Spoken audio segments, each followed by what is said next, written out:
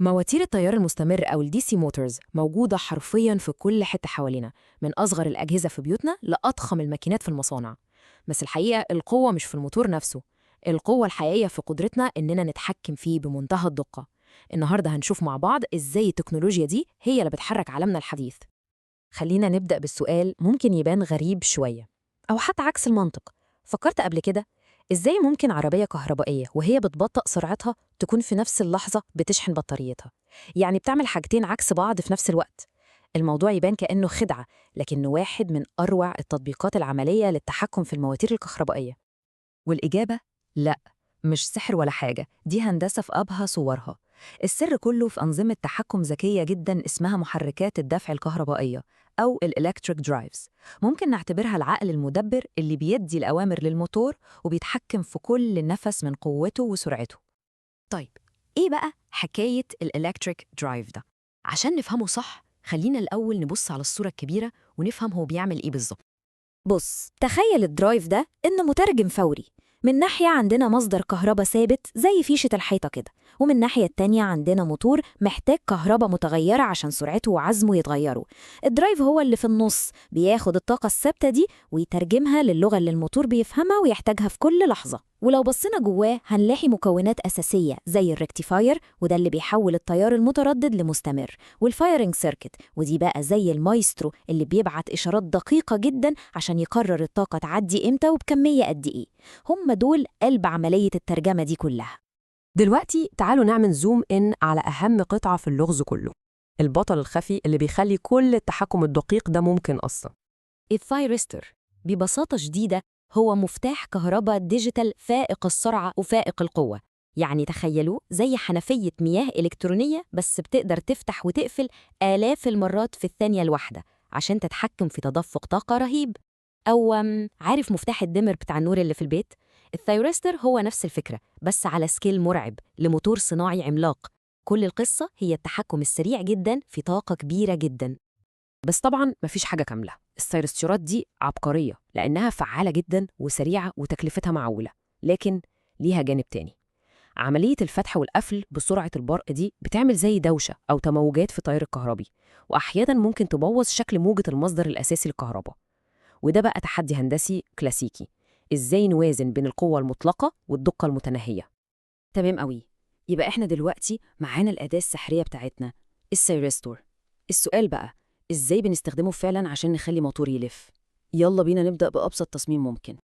ده اللي بنسميه المحول شبه الكامل أو السيمي كونفرتر. لو ركزنا في الدايرة هنلاقي خليط ذكي، ثيرستورات اللي بنقدر نتحكم فيها ومعاها دايودات، ودي بتشتغل زي صمام أمان بيسمح للكهرباء تمشي في اتجاه واحد بس. الكوكتيل ده نتيجته إيه؟ إنه بيجبر الطاقة كلها تمشي في اتجاه واحد، وعشان كده لما نبص على الرسم البياني هنلاقي إن الجهد والتيار دايماً موجبين، وده معناه إن الموتور يقدر يلف ويسرع في اتجاه واحد بس لقدام. فالخلاصة هنا النظام ده عامل زي شارع اتجاه واحد بالظبط، ممتاز لتطبيقات بسيطة زي مروحة أو ترمبة مياه اللي كل المطلوب منها إنها تلف لقدام بسرعات مختلفة. هو نظام فعال وشغال وزي الفل، بس إمكانياته على قدر.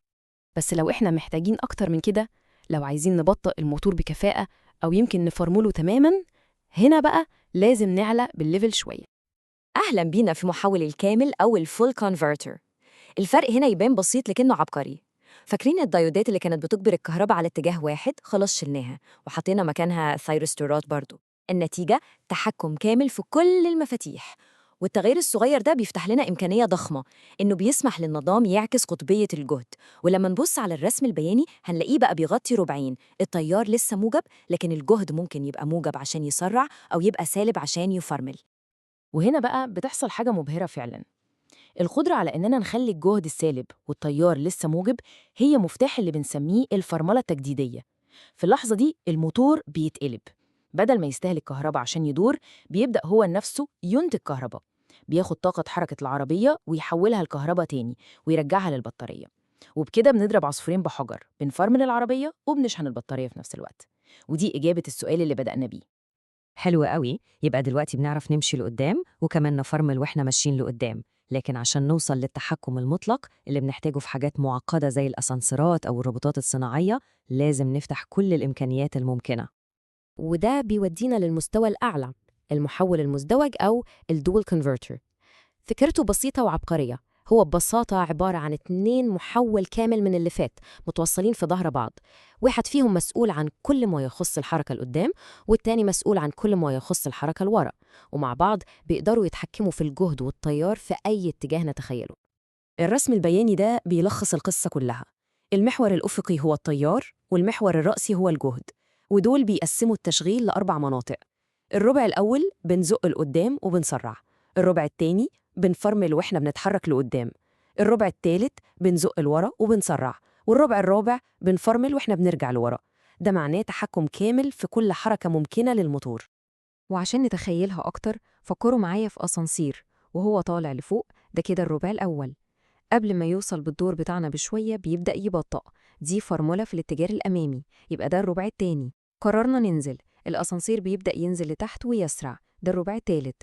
وقبل ما يوصل الدور الأرضي بيبطأ عشان يقف، دي فرمولة في الاتجاه العكسي، يعني الربع الرابع. التحكم الكامل ده هو اللي بيدينا الحركة الناعمة والدقيقة والأمنة دي. إذن الرحلة اللي شفناها دي من متحكم بسيط بيمشي في اتجاه واحد لنظام تحكم كامل بيعمل كل حاجة، هي أساس جزء كبير جدا من عالمنا الحديث. دي التكنولوجيا الخفية اللي بتخلي القطارات فائقة السرعة والروبوتات في المصانع وطبعا العربيات الكهربائية يشتغلوا بالكفاءة والدقة المذهلة دي. مستوى التحكم ده عمل ثورة حقيقية في عالم الحركة، لكنه بيخلينا نفكر دلوقتي وإحنا معانا القدرة المذهلة دي، يا ترى إيه هو التحدي الكبير الجاي؟ وإيه هي أشكال الحركة والآلات الجديدة اللي التكنولوجيا دي هتفتح لها الباب في المستقبل؟